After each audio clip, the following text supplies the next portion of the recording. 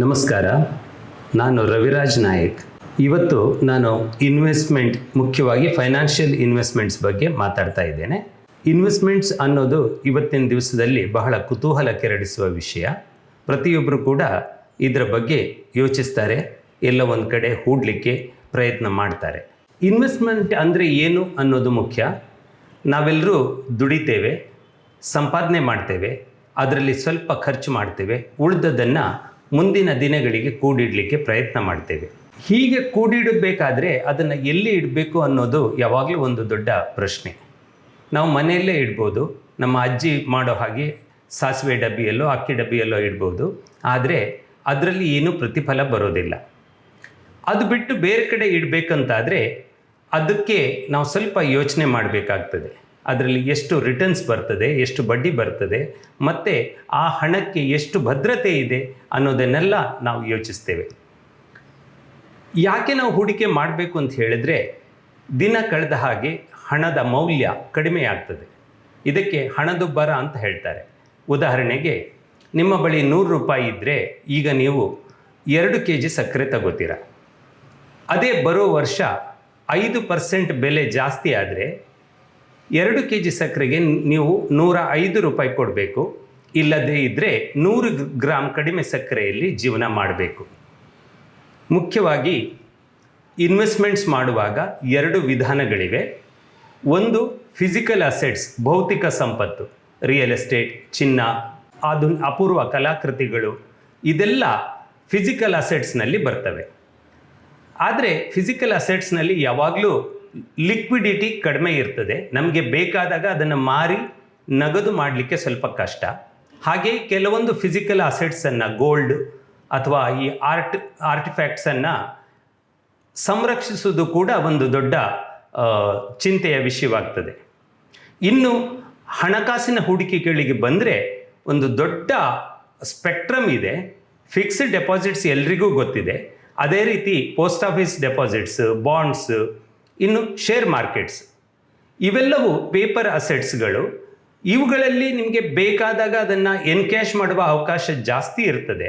ಆದರೆ ಅದರಲ್ಲಿ ಹೂಡಿಕೆ ಮಾಡುವ ಮೊದಲು ನಾವು ಸ್ವಲ್ಪ ಅದರ ಬಗ್ಗೆ ತಿಳ್ಕೊಳ್ಬೇಕಾಗ್ತದೆ. ಫೈನಾನ್ಷಿಯಲ್ ಇನ್ವೆಸ್ಟ್ಮೆಂಟ್ಸಲ್ಲಿ ಮುಖ್ಯವಾಗಿ ಹಣಕಾಸು ಹೂಡಿಕೆಗಳಲ್ಲಿ 2 ವಿಧ. ಒಂದು ಡೆಟ್ ಅಥವಾ ಸಾಲಪತ್ರಗಳು, ಇನ್ನೊಂದು ಈಕ್ವಿಟಿ ಅಥವಾ ಷೇರು ಮಾರುಕಟ್ಟೆ.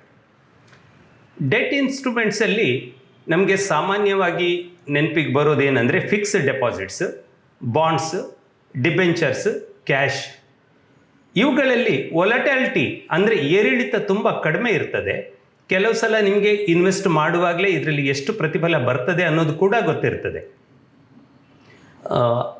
ಆದರೆ ನಾವು ಒಂದು ಯಾವಾಗಲೂ ನೆನಪಿಟ್ಕೊಳ್ಬೇಕು ಏನಂತಂದರೆ, ಈ ಎಲ್ಲ ಹೂಡಿಕೆಗಳಲ್ಲಿ ನಮಗೆ ಬರುವ ಪ್ರತಿಫಲ ನಮ್ಮ ಸಾಮಾನ್ಯ ಹಣದುಬ್ಬರಕ್ಕಿಂತ, ಅವರೇಜ್ ಇನ್ಫ್ಲೇಷನ್ಗಿಂತ ಕನಿಷ್ಠ 2-3% ಜಾಸ್ತಿ ಇರಬೇಕು. ಇಲ್ಲದೇ ಇದ್ದರೆ ನಾವು ಹೂಡಿಕೆ ಮಾಡಿ ಏನು ಪ್ರಯೋಜನ ಆಗೋದಿಲ್ಲ. ಉದಾಹರಣೆಗೆ, ನಿಮ್ಮ ಮಗ ಈಗ 12 ವರ್ಷ ಅಂತ ಇಟ್ಕೊಳ್ಳಿ. 6 ವರ್ಷದ ನಂತರ ನಮ್ಮ ಊರಿನ ಒಂದು ಪ್ರತಿಷ್ಠಿತ ಇಂಜಿನಿಯರಿಂಗ್ ಕಾಲೇಜಿಗೆ ಅವನನ್ನು ಸೇರಿಸಬೇಕು ಅಂತ ನಿಮ್ಮ ಆಸೆ.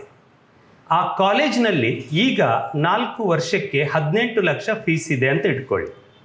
ಪ್ರತಿ ವರ್ಷ ಅದು 10-12% ಜಾಸ್ತಿ ಆಗ್ತದೆ. 6 ವರ್ಷದ ನಂತರ ನೀವು ಈಗಿನ 4.5 ಲಕ್ಷದ ಬದಲಿಗೆ ವರ್ಷಕ್ಕೆ 9 ಲಕ್ಷ ಫೀಸ್ ಕೊಡಬೇಕಾಗ್ತದೆ. ಅದಕ್ಕಾಗಿ ನೀವು ಮಾಡಿದ ಹೂಡಿಕೆಯಲ್ಲಿ ನಿಮಗೆ 5 ಅಥವಾ 6% ರಿಟರ್ನ್ಸ್ ಬರ್ತಾ ಇದ್ದರೆ, ಒಂದೋ ನೀವು ಹೂಡಿಕೆಯನ್ನು ಡಬಲ್ ಮಾಡಬೇಕು, ಇಲ್ಲದೇ ಇದ್ದರೆ ಇದು ಸಾಕಾಗೋದಿಲ್ಲ. ಆಗ ನೀವು ಸಾಲ ತಗೋಬೇಕು. ಆದ್ದರಿಂದ ನೀವು ಯಾವಾಗಲೂ ಹಣ ಹೂಡುವಾಗ ಅದರಲ್ಲಿ ಬರುವ ಪ್ರತಿಫಲ ಕನಿಷ್ಠ ಇನ್ಫ್ಲೇಷನ್ ಪ್ಲಸ್ 1-2% ಇರಲೇಬೇಕು. ಇನ್ನೊಂದು, ನೀವು ಇನ್ವೆಸ್ಟ್ ಮಾಡುವಾಗ ಮುಖ್ಯವಾಗಿ ಯೋಚಿಸಬೇಕಾದದ್ದು ಅದರ ಉದ್ದೇಶ ಅಥವಾ ಗೋಲ್ ಆಫ್ ಇನ್ವೆಸ್ಟ್ಮೆಂಟ್. ಯಾಕಂತಂದರೆ ನೀವು ಒಂದು ಸಲ ಗೋಲ್ ಐಡೆಂಟಿಫೈ ಮಾಡಿದರೆ ಅದನ್ನು ಎಷ್ಟು ವರ್ಷಕ್ಕೆ ಇನ್ವೆಸ್ಟ್ ಮಾಡಬೇಕು, ಎಷ್ಟು ಹಣವನ್ನು ಇನ್ವೆಸ್ಟ್ ಮಾಡಬೇಕು, ಆಮೇಲೆ ಯಾವ ವಿಧಾನದಲ್ಲಿ ಮಾಡಬೇಕು ಅನ್ನೋದನ್ನು ನಿರ್ಧರಿಸಲಿಕ್ಕೆ ಸಾಧ್ಯ ಆಗ್ತದೆ. ಇನ್ವೆಸ್ಟ್ ಮಾಡುವಾಗ, ಯಾವುದೇ ಒಂದು ಹಣಕಾಸಿನ ಹೂಡಿಕೆ ಮಾಡುವಾಗ ಯೋಚನೆ ಮಾಡಬೇಕಾದ 3 ಮುಖ್ಯ ಅಂಶಗಳು ಅಂದರೆ, ಒಂದು ಸೇಫ್ಟಿ, ಇನ್ನೊಂದು ಲಿಕ್ವಿಡಿಟಿ, ಮೂರನೆಯದು ರಿಟರ್ನ್ಸ್. ಸೇಫ್ಟಿ ಅಂದರೆ ನಮ್ಮ ಅಸಲಿಗೆ ಎಂಥ ಭದ್ರತೆ ಇದೆ ಅಥವಾ ನಾವು ಅಸಲನ್ನು ಕಳ್ಕೊಳ್ಳುವ ಅಪಾಯ ಎಷ್ಟು ಇದೆ ಅನ್ನೋದು. ಇನ್ನೊಂದು, ನಮಗೆ ಬೇಕಾದಾಗ ನಾವು ಎಷ್ಟು ಸುಲಭವಾಗಿ ಎಷ್ಟು ಬೇಗವಾಗಿ ಆ ಹಣವನ್ನು ವಾಪಸ್ ಪಡಿಬೋದು ಅನ್ನೋದು. ಮೂರನೆಯದ್ದು, ಆಗಲೇ ಹೇಳಿದಾಗೆ ನಮಗೆ ಅದರಲ್ಲಿ ಎಷ್ಟು ಪ್ರತಿಫಲ ಬರ್ತದೆ ಅನ್ನೋದು. ಉದಾಹರಣೆಗೆ ಬ್ಯಾಂಕ್ ಎಫ್ ಡಿಯನ್ನೇ ತಗೊಂಡ್ರೆ ಇವತ್ತು 1 ವರ್ಷದ ಬ್ಯಾಂಕ್ ಎಫ್ ಡಿಗೆ ಸ್ಟೇಟ್ ಬ್ಯಾಂಕ್ ಆಫ್ ಇಂಡಿಯಾದಲ್ಲಿ 4.9% ಇಂಟ್ರೆಸ್ಟ್ ಬರ್ತದೆ. ಅದೇ ಎಫ್ ಡಿಯನ್ನು ನೀವು 5 ವರ್ಷಕ್ಕೆ ಇಟ್ಟರೆ 5.3 5.3% ರಿಟರ್ನ್ಸ್ ಬರ್ತದೆ. ಪೋಸ್ಟ್ ಆಫೀಸ್ನಲ್ಲಿ 5.5% 6.5%ವರೆಗೆ 6.7%ವರೆಗೆ ಇಂಟ್ರೆಸ್ಟ್ ಇದೆ. ಇನ್ನು ಪಬ್ಲಿಕ್ ಪ್ರಾವಿಡೆಂಟ್ ಫಂಡ್ನಲ್ಲಿ 7.6% ರಿಟರ್ನ್ಸ್ ಬರ್ತದೆ. ಅದರಲ್ಲಿ 15% ಲಾಕಿನ್ ಇದೆ. ಬ್ಯಾಂಕ್ ಎಫ್ ಡಿ ಇರ್ಬೋದು, ಪೋಸ್ಟ್ ಆಫೀಸ್ ಎಫ್ ಡಿ ಇರ್ಬೋದು, ಇದರಲ್ಲಿ ಬರುವ ಇಂಟ್ರೆಸ್ಟ್ ಯಾವಾಗಲೂ ಟ್ಯಾಕ್ಸೆಬಲ್. ನೀವೇನಾದರೂ ಟ್ಯಾಕ್ಸ್ ಬ್ರ್ಯಾಕೆಟ್ನಲ್ಲಿದ್ದರೆ ಅದರ ಮೇಲೆ ನಿಮ್ಮ ಆದಾಯಕ್ಕೆ ಅನುಗುಣವಾಗಿ ನೀವು ಟ್ಯಾಕ್ಸ್ ಕಟ್ಟಬೇಕಾಗ್ತದೆ. ಇನ್ನು traditional insurance, endowment, money back ಪಾಲಿಸಿಗಳು, ಇವುಗಳಲ್ಲಿ 10 ರಿಂದ 30 ವರ್ಷದವರೆಗೆ ಟರ್ಮ್ ಇರ್ತದೆ. ಈ ಟರ್ಮ್ನಲ್ಲಿ ನಿಮಗೆ ಬೇಕಾದಾಗ ನೀವು ದುಡ್ಡನ್ನು ವಾಪಸ್ ತಗೊಳ್ಳಿಕ್ಕೆ ಆಗೋದಿಲ್ಲ. ಇನ್ನು ಅದರಲ್ಲಿ ಎಷ್ಟು ರಿಟರ್ನ್ಸ್ ಬರ್ತದೆ ಅಂತ ಹೇಳಿದ್ರೆ ಸಾಮಾನ್ಯವಾಗಿ 2 ರಿಂದ 5%ವರೆಗೆ ರಿಟರ್ನ್ಸ್ ಬರ್ತದೆ. ಮತ್ತು ಇಲ್ಲಿ ಬರುವ ರಿಟರ್ನ್ಸ್ ತುಂಬ ಉಪಯೋಗ ಯಾಕಂತ ಹೇಳಿದರೆ ಅವು ಟ್ಯಾಕ್ಸ್ ಫ್ರೀ, ಜೊತೆಗೆ ಇದರಲ್ಲಿ ಇನ್ಶೂರೆನ್ಸ್ ಕವರ್ ಇರ್ತದೆ. ಇನ್ನು ಇಕ್ವಿಟಿ ಇನ್ವೆಸ್ಟ್ಮೆಂಟ್ಸಿಗೆ ಬಂದರೆ, ಷೇರು ಮಾರುಕಟ್ಟೆಯ ಹೂಡಿಕೆಗೆ ಬಂದರೆ ನಮಗೆ 3 ಆಯ್ಕೆಗಳಿವೆ. ಒಂದು ಯೂನಿಟ್ ಲಿಂಕ್ಡ್ ಇನ್ಶೂರೆನ್ಸ್ ಪ್ಲ್ಯಾನ್ಸ್, ಇನ್ನೊಂದು ಮ್ಯೂಚುವಲ್ ಫಂಡ್ಸ್, ಮೂರನೆಯದ್ದು stock market. Unit linked insurance plans insurance ಮತ್ತು ಇನ್ವೆಸ್ಟ್ಮೆಂಟನ್ನು ಜೊತೆಯಾಗಿ ಕೊಡ್ತವೆ. ಇವುಗಳು ಸಾಮಾನ್ಯವಾಗಿ ದೀರ್ಘಕಾಲೀನ ಹೂಡಿಕೆಗಳು. ನೀವು 10 ರಿಂದ 30 ವರ್ಷದವರೆಗೆ ಇದರಲ್ಲಿ ಇನ್ವೆಸ್ಟ್ ಮಾಡಿ ನಿಲ್ಲಲಿಕ್ಕೆ ರೆಡಿ ಇರಬೇಕು. ಹಾಗೆ ಮಾಡಿದರೆ ನಿಮಗೆ 10 ರಿಂದ 15%ವರೆಗೆ ರಿಟರ್ನ್ಸ್ ಬರುವ ಸಂಭವ ಇದೆ. ಆಮೇಲೆ ಇದರಲ್ಲಿ 5 ವರ್ಷ ಲಾಕಿನ್ ಇರ್ತದೆ. 5 ವರ್ಷದ ನಂತರ ನಿಮಗೆ ಸಂಪೂರ್ಣ ಲಿಕ್ವಿಡಿಟಿ ಇದೆ. ನಿಮಗೆ ಯಾವಾಗ ಬೇಕಾದರೂ ನೀವು ಯಾವುದೇ ಒಂದು ಪೆನಾಲ್ಟಿ ಇಲ್ಲದೆ ದುಡ್ಡನ್ನು ವಾಪಸ್ ಪಡಿಬೋದು. ಮತ್ತು ಇಲ್ಲಿ ಬರುವ ದುಡ್ಡಿಗೆ ಆದಾಯದಲ್ಲಿ ಯಾವುದೇ ಕರ ವಿನಾಯಿತಿ ಇದೆ, ಟ್ಯಾಕ್ಸ್ ಇಲ್ಲ. ಆಮೇಲೆ ಇನ್ನೊಂದು ಮುಖ್ಯ ಅಂಶ ಯುಲಿಪ್ನಲ್ಲಿ, ನೀವು ಇಕ್ವಿಟಿ ಮತ್ತು ಡೆಟ್ ಮಧ್ಯೆ ಸುಲಭವಾಗಿ ಸ್ವಿಚ್ ಮಾಡ್ಬೋದು. ಅದರಿಂದ ನಿಮಗೆ ಯಾವುದೇ ರೀತಿಯ ಟ್ಯಾಕ್ಸ್ ಪ್ರಾಬ್ಲಮ್ ಬರೋದಿಲ್ಲ. ಇವುಗಳು ಲಾಂಗ್ ಟರ್ಮ್ನಲ್ಲಿ 10 ರಿಂದ 30 ವರ್ಷ ನಿಂತಾಗ ಇವುಗಳಲ್ಲಿ ಬರುವ ಚಾರ್ಜ್ ಅಥವಾ ಲೋಡಿಂಗ್ ಏನಿದೆ ಅದು ಕನಿಷ್ಠ ಮಟ್ಟದಲ್ಲಿರ್ತದೆ. ಈ ಬಜೆಟ್ನಲ್ಲಿ ಒಂದು ಪ್ರಪೋಸಲ್ ಏನಿದೆ ಅಂದರೆ 2.5 ಲಕ್ಷಕ್ಕಿಂತ ಹೆಚ್ಚು ಹಣವನ್ನು ನೀವು 1 ವರ್ಷದಲ್ಲಿ ಯುಲಿಪ್ನಲ್ಲಿ ಹೂಡಿಕೆ ಇನ್ನು ಮುಂದೆ ಮಾಡಿದರೆ ನಿಮಗೆ ಈ ಟ್ಯಾಕ್ಸ್ ಫ್ರೀ ರಿಟರ್ನ್ಸ್ ಅನ್ನೋದು ಇರೋದಿಲ್ಲ. ಸೊ 2.5 ಲಕ್ಷದ ಮಿತಿಯನ್ನು ಈ ಬಜೆಟ್ನಲ್ಲಿ ಪ್ರಪೋಸ್ ಮಾಡಲಾಗಿದೆ.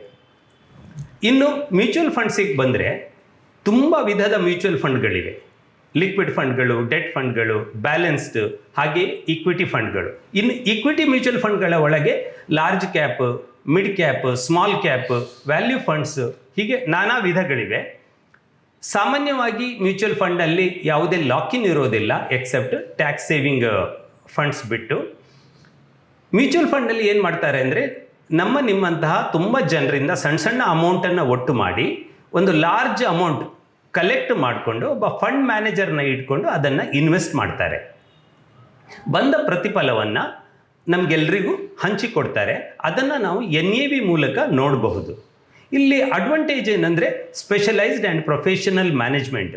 ಈ ಮಾರ್ಕೆಟ್ ರಿಸರ್ಚ್, ಎಲ್ಲಿ ಹೂಡಿಕೆ ಮಾಡಬೇಕು ಅನ್ನೋ ಡಿಸಿಷನ್, ಯಾವಾಗ ಅದರಿಂದ ಹೊರಗೆ ಬರಬೇಕು, ಇದೆಲ್ಲ ತೀರ್ಮಾನಗಳನ್ನು ಎಕ್ಸ್ಪರ್ಟ್ಸ್ ನೋಡಿಕೊಳ್ತಾರೆ.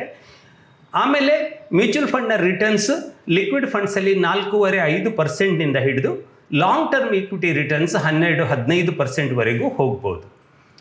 ನೀವು ಲಾಂಗ್ ಟರ್ಮ್ ಇಕ್ವಿಟಿ ಮ್ಯೂಚುವಲ್ ಫಂಡಲ್ಲಿ ಇನ್ವೆಸ್ಟ್ ಮಾಡುವ ಉದ್ದೇಶ ಹೊಂದಿದರೆ ಸಾಮಾನ್ಯವಾಗಿ ಒಂದು ಗುರಿಗೆ ಇದನ್ನು ಇಟ್ಕೊಳ್ಳಿ. ಅದು ಮಕ್ಕಳ ಎಜುಕೇಷನು ಅಥವಾ ಮನೆ ಕಟ್ಟಬೇಕು ಅಥವಾ ನಿಮ್ಮ ರಿಟೈರ್ಮೆಂಟ್.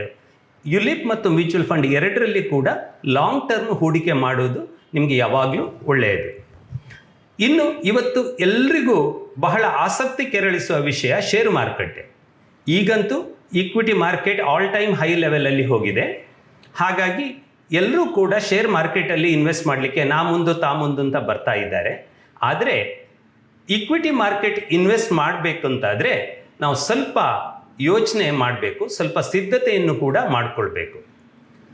ಈಕ್ವಿಟಿ ಮಾರ್ಕೆಟ್ನಲ್ಲಿ ಇನ್ವೆಸ್ಟ್ ಮಾಡುವ ಮೊದಲು ಒಂದೆರಡು ಕಿವಿ ಮಾತುಗಳಿವೆ.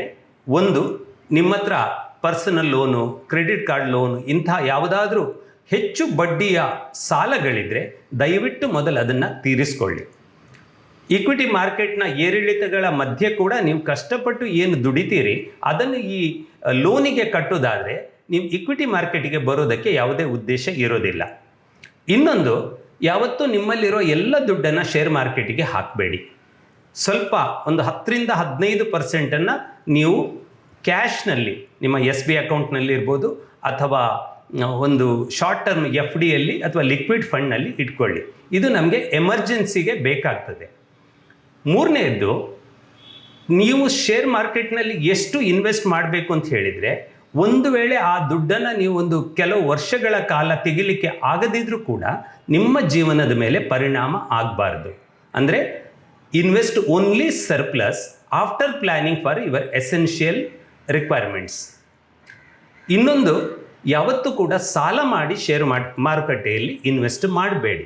ಅದು ಸುಸೈಡಲ್ ಅಂತ ಹೇಳ್ತೇವೆ, ಹಾಗೆ ಆಗ್ಬೋದು.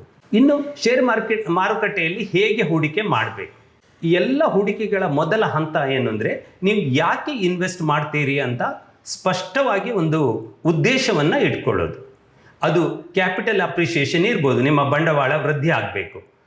ಇನ್ಫ್ಲೇಷನ್ನಲ್ಲಿ ಏನು 5% ಇದೆ ಅದಕ್ಕಿಂತ ಹೆಚ್ಚು 6, 7, 8, 15 ಏನೇ ಇರ್ಬೋದು, ಅದು ಕ್ಯಾಪಿಟಲ್ ಅಪ್ರಿಷಿಯೇಷನ್ ಮುಖ್ಯ ಉದ್ದೇಶ. ಅದರ ಜೊತೆಗೆ ಪ್ಯಾಸಿವ್ ಇನ್ಕಮ್ ಅಂದರೆ ಡಿವಿಡೆಂಡ್ ಮೂಲಕ ನೀವು ಒಳ್ಳೆಯ ಸ್ಟಾಕ್ಗಳಲ್ಲಿ, ಕಂಪನಿಗಳಲ್ಲಿ ಇನ್ವೆಸ್ಟ್ ಮಾಡಿದ್ರೆ ನಿಮಗೆ ಪ್ರತಿ ವರ್ಷ ಡಿವಿಡೆಂಡ್ ಬರುತ್ತೆ. ಆ ಡಿವಿಡೆಂಡ್ನ ಮೂಲಕ ಒಂದು ಪ್ಯಾಸಿವ್ ಇನ್ಕಮನ್ನು ಜನರೇಟ್ ಮಾಡೋದು ಕೂಡ ನಿಮ್ಮ ಗುರಿ ಆಗಿರಬಹುದು. ಕ್ರಿಯೇಷನ್ ಆಫ್ ಎ ಫಂಡ್, ನೀವೊಂದು ಉದ್ದೇಶಕ್ಕೆ ನೀವು 10 ವರ್ಷದ ನಂತರ ಮನೆ ಕಟ್ಟಬೇಕು, 15 ವರ್ಷದ ನಂತರ ಮಗನಿಗೆ ಪ್ರೊಫೆಷನಲ್ ಎಜುಕೇಷನ್ ಕೊಡಬೇಕು, ಹೀಗೆ ಒಂದು ಉದ್ದೇಶ ಇಟ್ಕೊಂಡು ನೀವು ಇನ್ವೆಸ್ಟ್ ಮಾಡ್ತಾ ಇರ್ಬೋದು. ಅಥವಾ ಏನೂ ಇಲ್ಲ, ಮಾರ್ಕೆಟ್ನಲ್ಲಿ ಜಸ್ಟ್ ಸ್ವಲ್ಪ ಎಂಜಾಯ್ ಮಾಡಲಿಕ್ಕೆ, ಅದರ ಜೊತೆಗೆ ಒಂದು ಸ್ವಲ್ಪ ಲಾಭ ಮಾಡಲಿಕ್ಕೆ ಇನ್ವೆಸ್ಟ್ ಮಾಡ್ತಾ ಇರ್ಬೋದು. ಆ ಉದ್ದೇಶ ಏನೇ ಇರಲಿ ಅದನ್ನು ಸ್ಪಷ್ಟವಾಗಿ ಇಟ್ಕೊಳ್ಳಿ. ಯಾಕಂದರೆ ಅದರ ಮೇಲೆ ನೀವು ಹೇಗೆ ಇನ್ವೆಸ್ಟ್ ಮಾಡಬೇಕು ಮತ್ತು ಎಲ್ಲಿ ಇನ್ವೆಸ್ಟ್ ಮಾಡಬೇಕು ಅನ್ನೋದು ನಿರ್ಧಾರ ಆಗ್ತದೆ. ಹಾಗೆಯೇ ಒಂದು ಪ್ಲ್ಯಾನ್ ಮಾಡ್ಕೋಬೇಕು. ಸ್ಟಾಕ್ ಮಾರ್ಕೆಟ್ನಲ್ಲಿ ಇನ್ವೆಸ್ಟ್ ಮಾಡುವಾಗ ನೇರವಾಗಿ ಹೋಗಿ ಇವತ್ತು ಇನ್ವೆಸ್ಟ್ ಮಾಡ್ತೇನೆ ಅಂತ ಶುರು ಮಾಡೋದು ಒಳ್ಳೆಯದಲ್ಲ. ಇನ್ನೊಂದು, ನಮ್ಮಲ್ಲಿ ಒಂದು ಗ್ರಹಿಕೆ ಇದೆ, ಶೇರ್ ಮಾರ್ಕೆಟಲ್ಲಿ ದುಡ್ಡು ಹಾಕಬೇಕಾದ್ರೆ ತುಂಬ ದುಡ್ಡು ಬೇಕು, 1 ಲಕ್ಷ, 2 ಲಕ್ಷ, 10 ಲಕ್ಷ ಬೇಕು ಅಂಥೇಳಿ. ನಿಜವಾಗಿ ಇದು ತಪ್ಪು. ನಿಮ್ಮ ಹತ್ರ 1,000 ರೂಪಾಯಿ ಇದ್ದರೆ ಅಥವಾ 5,000 ರೂಪಾಯಿ ಇದ್ದರೆ ಕೂಡ ನೀವು ಶೇರ್ ಮಾರ್ಕೆಟಲ್ಲಿ ಇನ್ವೆಸ್ಟ್ ಮಾಡಲಿಕ್ಕೆ ಶುರು ಮಾಡಬಹುದು. ಇನ್ನು ಶೇರ್ ಮಾರ್ಕೆಟ್ನಲ್ಲಿ ಇನ್ವೆಸ್ಟ್ ಮಾಡಬೇಕಾದ್ರೆ ನೀವು ಅದರ ಬಗ್ಗೆ ಸ್ವಲ್ಪ ತಿಳ್ಕೋಬೇಕು. ಶೇರ್ ಮಾರ್ಕೆಟ್ ಹೇಗೆ ಕೆಲಸ ಮಾಡ್ತದೆ, ಬೇರೆ ಬೇರೆ ಪ್ಲ್ಯಾಟ್ಫಾರ್ಮ್ಸ್ ಏನು, ಅದರ ಸಾಧಕ ಬಾಧಕಗಳು ಏನು ಅನ್ನೋದನ್ನು ನೀವು ಪುಸ್ತಕ ಓದಿ ತಿಳ್ಕೊಬೋದು. ಸೆಮಿನಾರ್, ವರ್ಕ್ಶಾಪ್ಗಳು ನಡೀತಾ ಇರ್ತವೆ, ಅವುಗಳ ಮೂಲಕ ತಿಳ್ಕೊಬೋದು. ಅಥವಾ ವರ್ಚುವಲ್ ಇನ್ವೆಸ್ಟ್ಮೆಂಟ್ಗಳ ಮೂಲಕ ಕೂಡ ನೀವು ತಿಳ್ಕೊಬೋದು. ಅಂದರೆ ನಿಜವಾಗಿ ನೀವು ಇನ್ವೆಸ್ಟ್ ಮಾಡೋದಿಲ್ಲ, ಆದರೆ ಇನ್ವೆಸ್ಟ್ ಮಾಡಿದ ರೀತಿ ನಿಮಗೆ ಅನುಭವ ಸಿಗ್ತದೆ. ಇದು ವರ್ಚುವಲ್ ಪ್ಲ್ಯಾಟ್ಫಾರ್ಮ್ಸ್ ಇವತ್ತು ಆನ್ಲೈನ್ನಲ್ಲಿ ಸಿಗ್ತವೆ. ಅದರ ಮೂಲಕ ನೀವು ಇನ್ವೆಸ್ಟ್ ಮಾಡಿ ನೀವು ಎಷ್ಟು ಸಿದ್ಧರಾಗಿದ್ದೀರಿ ಅನ್ನೋದನ್ನು ನೀವೇ ಪರೀಕ್ಷೆ ಮಾಡ್ಕೊಳ್ಬೋದು. ಮುಂದಿನ ಹಂತ, ನೀವು ಬ್ರೋಕರನ್ನು ಸೆಲೆಕ್ಟ್ ಮಾಡಬೇಕು. ಸ್ಟಾಕ್ ಮಾರ್ಕೆಟ್ನಲ್ಲಿ ಇನ್ವೆಸ್ಟ್ ಮಾಡಬೇಕಾದ್ರೆ ನಿಮ್ಮ ಬಳಿ ಒಂದು ಸೇವಿಂಗ್ಸ್ ಬ್ಯಾಂಕ್ ಅಕೌಂಟ್ ಇರಬೇಕು, ಒಂದು ಟ್ರೇಡಿಂಗ್ ಅಕೌಂಟ್ ಇರಬೇಕು, ಮತ್ತೊಂದು ಡಿಮ್ಯಾಟ್ ಅಕೌಂಟ್ ಇರಬೇಕು. ಸೇವಿಂಗ್ಸ್ ಬ್ಯಾಂಕ್ ಅಕೌಂಟನ್ನು ನೀವು ಯಾವುದೇ ಪ್ರೈವೇಟ್ ಅಥವಾ ಪಬ್ಲಿಕ್ ಸೆಕ್ಟರ್ ಬ್ಯಾಂಕ್ನಲ್ಲಿ ಮಾಡಬಹುದು. ಈ ಟ್ರೇಡಿಂಗ್ ಅಕೌಂಟ್ ಮತ್ತು ಡಿಮ್ಯಾಟ್ ಅಕೌಂಟ್ ಮಾಡೋದಕ್ಕೆ ತುಂಬ ಆಪ್ಷನ್ಗಳಿವೆ. ಬಹಳಷ್ಟು ಬ್ಯಾಂಕ್ಗಳೇ ಇವತ್ತು ಈ ಅಕೌಂಟ್ಗಳನ್ನು ಕೊಡ್ತವೆ. ಹಾಗೆ ಖಾಸಗಿ ಪ್ಲೇಯರ್ಸ್ ಕೂಡ ಇದ್ದಾರೆ. ಈ ಬ್ರೋಕರ್ಸ್ಗಳಲ್ಲಿ 2 ವಿಧ. ಒಂದು ಫುಲ್ ಸರ್ವಿಸ್ ಬ್ರೋಕರ್ಸ್. ಅವರೇನು ಮಾಡ್ತಾರೆ ಅಂದರೆ ನಿಮಗೆ ಟ್ರೇಡಿಂಗ್ ಪ್ಲ್ಯಾಟ್ಫಾರ್ಮ್ ಕೊಡ್ತಾರೆ, ರಿಸರ್ಚ್ ಡೇಟಾವನ್ನು ಕೊಡ್ತಾರೆ, ಆಮೇಲೆ ಅಡ್ವೈಸ್ ಕೂಡ ಮಾಡ್ತಾರೆ. ಉದಾಹರಣೆಗೆ ICICI direct, Kotak security, HDFC security, ಇವೆಲ್ಲ ಫುಲ್ ಫ್ಲೆಜ್ಡ್ ಬ್ರೋಕರ್ಸ್. ಇನ್ನೊಂದು ಡಿಸ್ಕೌಂಟ್ ಬ್ರೋಕರ್ಸ್ ಇದ್ದಾರೆ. ಈ ಡಿಸ್ಕೌಂಟ್ ಬ್ರೋಕರ್ಸ್ ಏನು ಮಾಡ್ತಾರೆ ಅಂದರೆ, ಅವರು ನಿಮಗೆ ಅತ್ಯಂತ ಕಡಿಮೆ ಬ್ರೋಕರೇಜ್ ಕಾಸ್ಟ್ನಲ್ಲಿ ಹೈ ಸ್ಪೀಡ್ ಪ್ಲ್ಯಾಟ್ಫಾರ್ಮ್ ಕೊಡ್ತಾರೆ. ನೀವು ಅಲ್ಲಿ ಬೈಯಿಂಗ್, ಸೆಲ್ಲಿಂಗ್ ಎರಡೂ ಮಾಡ್ಬೋದು. ಆದರೆ ಅವರು ಅಡ್ವೈಸ್ ಕೊಡೋದು ಕಡಿಮೆ, ನೀವೇ ನಿರ್ಧಾರವನ್ನು ತಗೊಳ್ಬೇಕು. ಇನ್ನು ಮಾರ್ಕೆಟ್ನಲ್ಲಿ ಎಂಟ್ರ್ ಆಗೋ ಮೊದಲು ನೀವು ರಿಸರ್ಚ್ ಮಾಡಬೇಕು. ರಿಸರ್ಚ್ ಮಾಡುವಾಗ ಯಾವತ್ತೂ ಕೂಡ ಫ್ರೆಂಡ್ಸನ್ನು, ರಿಲೇಟಿವ್ಸನ್ನು, ನೇಬರ್ಸನ್ನು ಕೇಳಿಕೊಂಡು ಅವ್ರು ಹೇಳಿದ ಟಿಪ್ಸ್ ಮೇಲೆ ಇನ್ವೆಸ್ಟ್ ಮಾಡಬೇಡಿ. ನಿಮ್ಮ ಓನ್ ರಿಸರ್ಚನ್ನು ನೀವು ಮಾಡಬೇಕು. ಸಣ್ಣ ಸಣ್ಣ ಅಮೌಂಟ್ನಿಂದ ಸ್ಟಾರ್ಟ್ ಮಾಡಿ. 1,000, 5,000, 10,000 ರೂಪಾಯಿಗಳಿಂದ ಸ್ಟಾರ್ಟ್ ಮಾಡಿ ಒಂದು 4-5 ತಿಂಗಳು ಹೀಗೆ ಇನ್ವೆಸ್ಟ್ ಮಾಡ್ತಾ ಹೋದಾಗೆ ನಿಮಗೆ ಅದರ ಒಂದು ಸಿದ್ಧತೆ ಸಿಗ್ತದೆ. ನೀವು ಎಷ್ಟರ ಮಟ್ಟಿಗೆ ಅದಕ್ಕೆ ರೆಡಿ ಆಗಿದ್ದೀರಿ ಅನ್ನೋದು ತಿಳಿತದೆ. ಆ ನಂತರ ಅಮೌಂಟನ್ನು ಜಾಸ್ತಿ ಮಾಡಿ.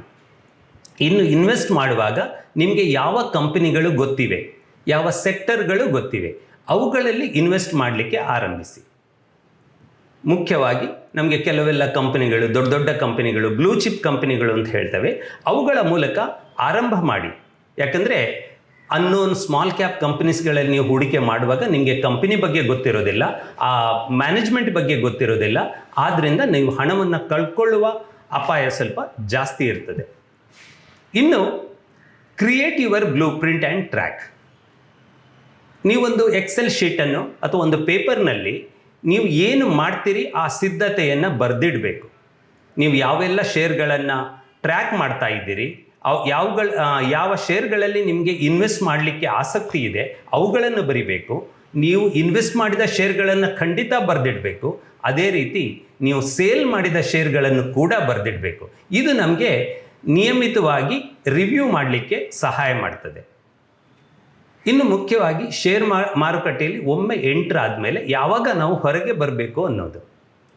ತುಂಬ ಜನ ಇವತ್ತು ನಿಮಗೆ ವಿಪ್ರೋ ಶೇರ್ ತಗೊಂಡ ಕತೆ ಅಥವಾ ಇನ್ಫೋಸಿಸ್, ರಿಲಯನ್ಸ್ ಕತೆ ಎಲ್ಲ ಹೇಳ್ತಾರೆ. ಆದರೆ ಒಂದು ನೆನಪಿಡಿ, ಟೆಕ್ನಾಲಜಿ ಸೆಕ್ಟರ್ನಲ್ಲಿ ಒಂದು ವಿಪ್ರೋ ಅಥವಾ ಒಂದು ಇನ್ಫೋಸಿಸ್ಗೆ ಪ್ರತಿಯಾಗಿ ನೂರಾರು ಟೆಕ್ನಾಲಜಿ ಕಂಪನಿಗಳು ಬಂದಿವೆ, ಹಾಗೆ ಮಾಯವಾಗಿವೆ. ಒಂದು ವೇಳೆ ನೀವು ವಿಪ್ರೋ ಬದಲಿಗೆ ಆ XYZ ಕಂಪನಿಯಲ್ಲಿ ಇನ್ವೆಸ್ಟ್ ಮಾಡಿದ್ದಿದ್ರೆ ಇವತ್ತು ನೀವು ಹಾಕಿದ ದುಡ್ಡು ಕೂಡ ನಿಮಗೆ ಉಳಿದಿರೋದಿಲ್ಲ.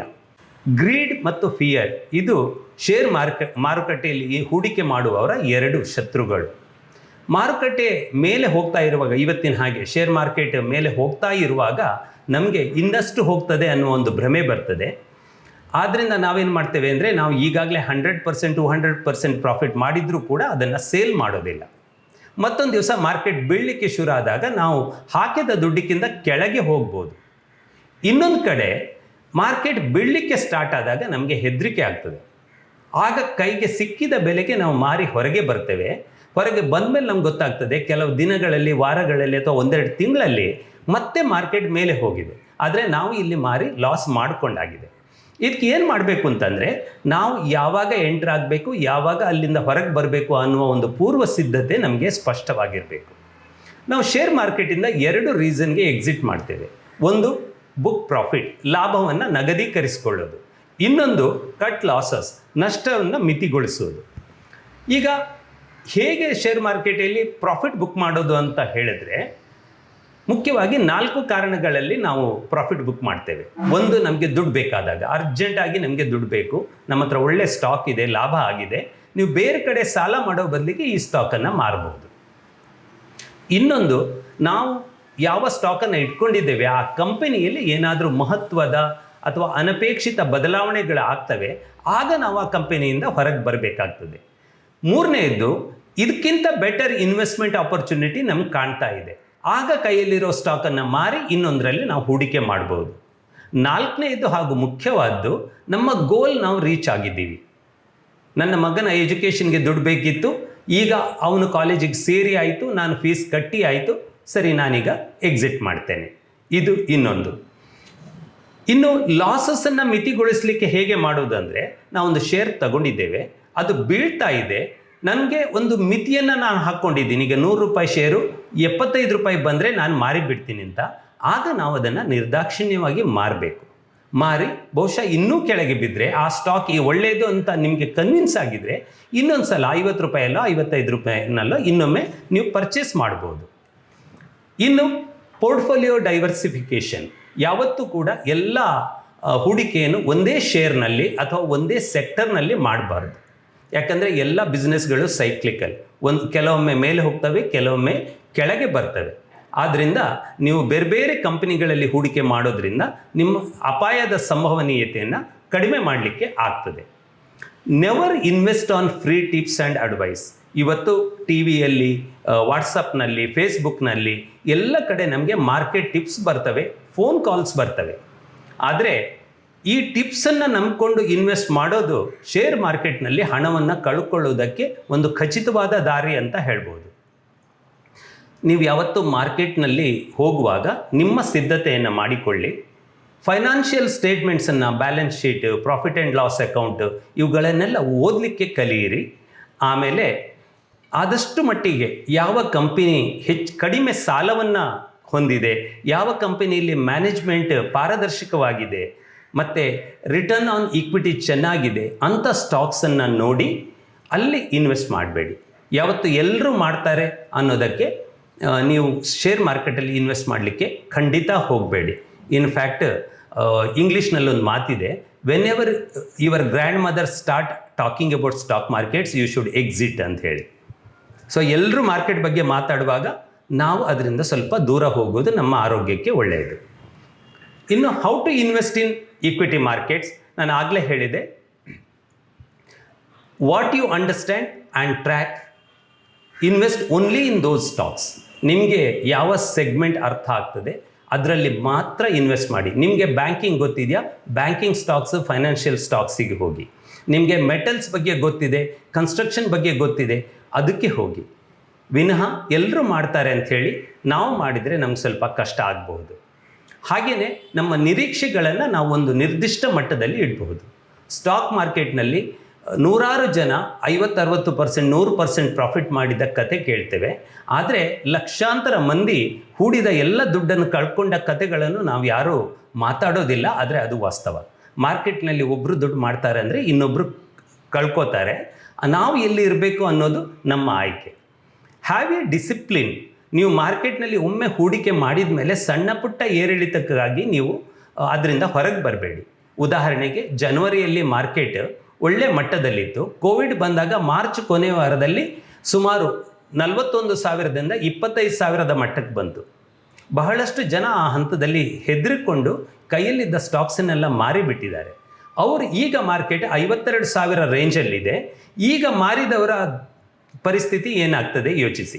ಆದ್ದರಿಂದ ನೀವು ಒಂದು ಗೋಲ್ ಇಟ್ಕೊಂಡು, ಪ್ಲ್ಯಾನ್ ಇಟ್ಕೊಂಡು ಇನ್ವೆಸ್ಟ್ ಮಾಡಿದ್ಮೇಲೆ ಸಣ್ಣ ಪುಟ್ಟ ಏರಿಳಿತಗಳಿಗಾಗಿ ನೀವು ಇನ್ವೆಸ್ಟನ್ನು ಚೇಂಜ್ ಮಾಡೋದಾಗಲಿ ಮಾರೋದಾಗಲಿ ಮಾಡಬೇಡಿ.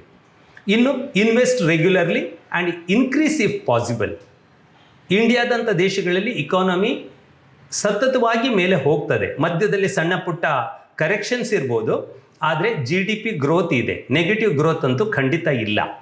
ಆದ್ದರಿಂದ ಪ್ರತಿ ಒಂದು ಹಂತದಲ್ಲಿ ನಿಮ್ಮ ಕೈಯಲ್ಲಿ ಯಾವಾಗ ಸ್ವಲ್ಪ ಸರ್ಪ್ಲಸ್ ಇನ್ಕಮ್ ಬರ್ತದೆ ಆಗ ಹೂಡಿಕೆ ಮಾಡೋದನ್ನು ಅಭ್ಯಾಸ ಮಾಡಿಕೊಳ್ಳಿ.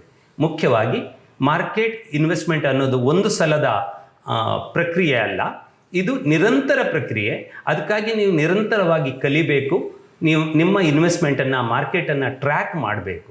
ಇದು ಮಾಡಲಿಕ್ಕೆ ನಿಮಗೆ ಸಾಧ್ಯವಿದ್ದರೆ ಮಾತ್ರ ನೇರವಾಗಿ ಸ್ಟಾಕ್ ಮಾರ್ಕೆಟಿಗೆ ಎಂಟ್ರಾಗಿ. ಇಲ್ಲದಿದ್ದರೆ ಯುಲಿಪ್ ಅಥವಾ ಮ್ಯೂಚುವಲ್ ಫಂಡ್ಸ್ನ ಮೂಲಕ ಹೋಗಿ. ಪ್ಯಾಸಿವ್ ಇನ್ವೆಸ್ಟರ್ಗೆ ಅವು ಒಳ್ಳೆಯ ಆಯ್ಕೆ. ಇನ್ನು 1-2 ವಿಷಯ ನಾನು ಹೇಳಬೇಕು. ಸ್ಟೈಲ್ಸ್ ಇನ್ ಈಕ್ವಿಟಿ ಇನ್ವೆಸ್ಟ್ಮೆಂಟ್ಸ್ ಅಂತ ಹೇಳಿ. ಶೇರ್ ಮಾರ್ಕೆಟಲ್ಲಿ ಇನ್ವೆಸ್ಟ್ ಮಾಡುವವರಲ್ಲಿ ಮುಖ್ಯವಾಗಿ 2 ವಿಧ. ಒಂದು ಟ್ರೇಡಿಂಗ್.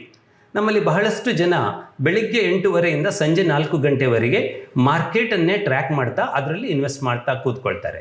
ಇವರು ಏನು ಮಾಡ್ತಾರೆ ಅಂದರೆ ಒಂದು ಅತಿ ಕಡಿಮೆ ಸಮಯದಲ್ಲಿ, ಕೆಲವು ಗಂಟೆಗಳಲ್ಲಿ ಅಥವಾ 1-2 ದಿನಗಳಲ್ಲಿ ಪ್ರಾಫಿಟ್ ಮಾಡಲಿಕ್ಕೆ ಟ್ರೈ ಮಾಡ್ತಾರೆ. ಅವರಿಗೆ ಮಾರ್ಕೆಟ್ ಮೇಲೆ ಹೋಗಲಿ ಕೆಳಗೆ ಹೋಗಲಿ ಏನು ವ್ಯತ್ಯಾಸ ಆಗೋದಿಲ್ಲ. ದಿನದ ಕೊನೆಗೆ ಅವರಿಗೆ ಪ್ರಾಫಿಟ್ ಆಗಬೇಕು. ಇದಕ್ಕೆ ಟ್ರೇಡಿಂಗ್ ಅಂತ ಹೇಳ್ತಾರೆ. ಇವರು ರೇಸಿಂಗ್ ಮಾರ್ಕೆಟಲ್ಲಿ, ಮಾರ್ಕೆಟ್ ಮೇಲೆ ಹೋಗುವಾಗ ಕಡಿಮೆ ಬೆಲೆಗೆ ಖರೀದಿಸಿ ಹೆಚ್ಚು ಬೆಲೆಗೆ ಮಾರಿ 10-20% ಪ್ರಾಫಿಟ್ ಮಾಡಲಿಕ್ಕೆ ಪ್ರಯತ್ನ ಪಡ್ತಾರೆ. ಅದೇ ಮಾರ್ಕೆಟ್ ಬೀಳುವಾಗ ಹೆಚ್ಚು ಬೆಲೆಗೆ ಮಾರಿ ಕಡಿಮೆ ಬೆಲೆಗೆ ಮತ್ತೆ ಅದನ್ನು ಖರೀದಿಸುವ ಮೂಲಕ ಪ್ರಾಫಿಟ್ ಮಾಡಲಿಕ್ಕೆ ನೋಡ್ತಾರೆ. ಶಾರ್ಟ್ ಅಂತ ಸಾಮಾನ್ಯವಾಗಿ ನಾವು ಇದನ್ನು ಹೇಳ್ತೇವೆ. ಇನ್ನೊಂದು ವ್ಯಾಲ್ಯೂ ಇನ್ವೆಸ್ಟಿಂಗ್. ಈ ವ್ಯಾಲ್ಯೂ ಇನ್ವೆಸ್ಟಿಂಗ್ನಲ್ಲಿ ಏನು ಮಾಡ್ತಾರೆ ಅಂದರೆ, ಒಂದು ಒಳ್ಳೆಯ ಕಂಪನಿ ಪೊಟೆನ್ಷಿಯಲಿ ಇನ್ನೊಂದು ಕೆಲವು ವರ್ಷದಲ್ಲಿ ಆ ಕಂಪನಿ ಒಳ್ಳೆಯದಾಗಿ ಹೋಗುವ ಅವಕಾಶ ಇದೆ. ಅಂಥ ಕಂಪನಿಯ ಸ್ಟಾಕ್ಗಳನ್ನು ನೋಡಿಕೊಂಡು ಖರೀದಿಸಿ ಇಟ್ಕೊಳ್ಳೋದು. ವಾರನ್ ಬಫೆಟ್ ಒಂದು ಮಾತು ಹೇಳ್ತಾರೆ, if you aren't owning a stock for 10 years, don't even think about owning it for 10 minutes ಅಂತ ಹೇಳಿ. ಒಂದು ಒಳ್ಳೆಯ ಕಂಪನಿ ಸದ್ಯ ಆ ಸ್ಟಾಕ್ ತುಂಬ ಜಾಸ್ತಿ ಬೆಲೆಗೆ ಇಲ್ಲದೇ ಇರ್ಬೋದು, ಆದರೆ ಅದನ್ನು ಖರೀದಿಸಿ ಅದನ್ನು ನೋಡ್ತಾ ಇರಿ, ಟ್ರ್ಯಾಕ್ ಮಾಡ್ತಾ ಇರಿ. ಬಹುಶಃ ಕೆಲವು ವರ್ಷಗಳಲ್ಲಿ ಅದು ನಿಮಗೆ ಒಳ್ಳೆಯ ರಿಟರ್ನ್ಸ್ ಕೊಡ್ತದೆ. ಈ ವ್ಯಾಲ್ಯೂ ಇನ್ವೆಸ್ಟ್ಮೆಂಟ್ನಲ್ಲಿ ಕೆಲವು ಒಳ್ಳೆಯ ಅಡ್ವಾಂಟೇಜಸ್ಗಳಿವೆ. ಒಂದು, ಇದು ಈ ದೈನಂದಿನ ಏರಿಳಿತಗಳಿಂದ ನಮ್ಮನ್ನು ಬಿಡುಗಡೆ ಮಾಡ್ತದೆ. ನೀವು ಮಾರ್ಕೆಟನ್ನು ಪ್ರತಿ ದಿವಸ, ಪ್ರತಿ ಗಂಟೆ, ಪ್ರತಿ ನಿಮಿಷ ಟ್ರ್ಯಾಕ್ ಮಾಡುವ ಅಗತ್ಯವೇ ಇಲ್ಲ. ನೀವು ಇನ್ವೆಸ್ಟ್ ಮಾಡಿದ್ದೀರಿ, 3 ವರ್ಷ, 5 ವರ್ಷ, 10 ವರ್ಷ ಹೊರೈಸನ್ ಇಟ್ಕೊಂಡಿದ್ದೀರಿ, ಅಲ್ಲಿಯ ತನಕ ನೀವು ಎಚ್ಚರದಿಂದಿರಿ. ಆದರೆ ನೀವು ಅದನ್ನು ಮಾರುವ ಕೆಲಸ ನಿಮಗೆ ಇಲ್ಲ. ಇನ್ನೊಂದು, ಈ ಸಮಯದಲ್ಲಿ ಒಳ್ಳೆಯ ಕಂಪನಿಗಳು ನಿಮಗೆ ಡಿವಿಡೆಂಡ್ ಕೊಡ್ತವೆ, ಸ್ಟಾಕ್ ಸ್ಪ್ಲಿಟ್ ಆಗ್ತದೆ, ನಿಮಗೆ ಬೋನಸ್ ಶೇರ್ಗಳು ಬರ್ತವೆ. ಈ ಮೂಲಕ ನಿಮಗೆ ನಿರಂತರವಾಗಿ ಪ್ರಾಫಿಟ್ ಬರ್ತದೆ. ಇನ್ನು ಈ ಒಳ್ಳೆಯ ಕಂಪನಿಗಳು ಕೆಲವು ವರ್ಷಗಳಲ್ಲಿ ತುಂಬ ದೊಡ್ಡದಾಗಿ ಬೆಳೀತವೆ. ಒಂದು 10 ವರ್ಷದಲ್ಲಿ ರಿಲಯನ್ಸ್ ಇಂಡಸ್ಟ್ರೀಸ್ ಬೆಳೆದು ಬಂದ ರೀತಿ ನೋಡಿ, ಅಥವಾ ಇಂಥ ಸಾಕಷ್ಟು ಉದಾಹರಣೆಗಳಿವೆ. ಇಂಥ ಸಂದರ್ಭದಲ್ಲಿ ನಿಮಗೆ ಆ ಕಂಪನಿ ಮಲ್ಟಿ ಬ್ಯಾಗರ್ ಅನ್ನುವ ರೀತಿಯಲ್ಲಿ ಬೆಳೀತದೆ, ಅದರ ಬೆನಿಫಿಟ್ ಕೂಡ ನಿಮಗೆ ಬರ್ತದೆ. ಆಮೇಲೆ ಇಷ್ಟೆಲ್ಲ ಮಾಡಿದ ಮೇಲೂ ಕೂಡ ನೀವು ನಿಮ್ಮ ಸ್ಟಾಕ್ ಮಾರ್ಕೆಟ್ ಇನ್ವೆಸ್ಟ್ಮೆಂಟ್ಸನ್ನು ರೆಗ್ಯುಲರ್ ಆಗಿ ಪ್ರತಿ ಒಂದು 3 ತಿಂಗಳಿಗೊಮ್ಮೆ, 6 ತಿಂಗಳಿಗೊಮ್ಮೆ ಪರಾಮರ್ಶಿಸಿ. ಬೇಕಿದ್ದರೆ ಕರೆಕ್ಷನ್ ಮಾಡಿ, ಎಕ್ಸ್ಪರ್ಟ್ ಅಡ್ವೈಸ್ ತಗೊಳ್ಳಿ. ಇನ್ನು ವ್ಯಾಲ್ಯೂ ಇನ್ವೆಸ್ಟಿಂಗ್ನ ದೊಡ್ಡ ಬೆನಿಫಿಟ್ ಏನಂದರೆ ಪವರ್ ಆಫ್ ಕಂಪೌಂಡಿಂಗ್. ನಿಮಗೊಂದು ಸಣ್ಣ ಮಾತು ಹೇಳ್ತೇನೆ. 3 × 3, 3² ಅಂತ ಹೇಳ್ತೇವೆ, ಇದು 9 ಆಗ್ತದೆ. ಅದೇ 3ನ್ನು 3 ಸಲ ಗುಣಿಸಿದರೆ 3 × 3 × 3 27 ಆಗ್ತದೆ. ಇನ್ವೆಸ್ಟ್ಮೆಂಟ್ ಯಾವತ್ತು ಸಿಂಪಲ್ ಇಂಟ್ರೆಸ್ಟ್ ರೀತಿಯಲ್ಲಿ ಕೆಲಸ ಮಾಡೋದಿಲ್ಲ, ಇದು ಕಂಪೌಂಡ್ ಇಂಟ್ರೆಸ್ಟ್ ರೀತಿಯಲ್ಲಿ ಕೆಲಸ ಮಾಡ್ತದೆ. ಆದ್ದರಿಂದ ನೀವು ಹೂಡಿಕೆ ಮಾಡುವಾಗ ಯಾವತ್ತೂ ಕೂಡ ಟೈಮ್ ಜಾಸ್ತಿ ಸ್ಪೆಂಡ್ ಮಾಡಿದರೆ ನಿಮಗೆ ರಿಟರ್ನ್ಸ್ ಅದಕ್ಕಿಂತ ಹೆಚ್ಚು ಮಲ್ಟಿಪ್ಲೈ ಆಗ್ತದೆ. ಇನ್ನು trading may give you a quick 10 to 20% returns. Share ಮಾರ್ಕೆಟಲ್ಲಿ ಟ್ರೇಡ್ ಮಾಡುವಾಗ ಪ್ರತಿದಿನ 5%, 10% ನಿಮಗೆ ಲಾಭ ಆಗ್ಬೋದು. ಆದರೆ ವೆಲ್ತ್ ಕ್ರಿಯೇಷನ್ ಅನ್ನೋದು ಸ್ವಲ್ಪ ಕಷ್ಟ. Value investing is all about wealth creation. ಇನ್ನು ಯಾರು ಮ್ಯೂಚುವಲ್ ಫಂಡಿಗೆ ಹೋಗಬೇಕು, ಯಾರು ಶೇರ್ ಮಾರ್ಕೆಟಿಗೆ ಹೋಗಬೇಕು ಅಂತ ಹೇಳಿದ್ರೆ, ನಿಮಗೆ ಇಷ್ಟೆಲ್ಲ ಸಿದ್ಧತೆ ಮಾಡಿ ಮಾರ್ಕೆಟನ್ನು ನೋಡಿಕೊಂಡು ಇನ್ವೆಸ್ಟ್ ಮಾಡಲಿಕ್ಕೆ ಆಗ್ತದಾದರೆ ನೀವು ಶೇರ್ ಮಾರ್ಕೆಟಿಗೆ ಹೋಗಿ. ಇಲ್ಲ, ನಿಮ್ಮ ಹತ್ರ ಸ್ವಲ್ಪ ದುಡ್ಡಿದೆ, ನಿಮಗೆ ರಿಟರ್ನ್ಸ್ ಬ್ಯಾಂಕ್ FDಗಿಂತ PFಗಿಂತ ಜಾಸ್ತಿ ಬೇಕು, ಆದರೆ ಅದನ್ನೆಲ್ಲ ತಿಳ್ಕೊಳ್ಳುವ ಸಾಮರ್ಥ್ಯವಾಗಲಿ ಸಮಯವಾಗಲಿ ನಿಮ್ಗೆ ಇಲ್ಲ ಅಂತಂದರೆ ಮ್ಯೂಚುವಲ್ ಫಂಡಿಗೋ ಯುಲಿಪ್ಗೋ ಇನ್ವೆಸ್ಟ್ ಮಾಡಿ. ಆದರೆ ಎಲ್ಲ ಕಡೆ ಸಲ್ವ ಒಂದು ಮಂತ್ರ ಏನಂದರೆ, start early, invest regularly and stay for long. Short cut ಅನ್ನೋದು ಇಲ್ಲ. ಶಾರ್ಟ್ ಟರ್ಮಲ್ಲಿ ದೊಡ್ಡ ಪ್ರಾಫಿಟ್ ಮಾಡೋದಾಗಲಿ, ವೆಲ್ತ್ ಕ್ರಿಯೇಷನ್ ಮಾಡೋದಾಗಲಿ ಬಹಳ ಕಷ್ಟ ಸಾಧ್ಯ. ಈ ಎಚ್ಚರ ಇರಲಿ. ನಮಸ್ಕಾರ.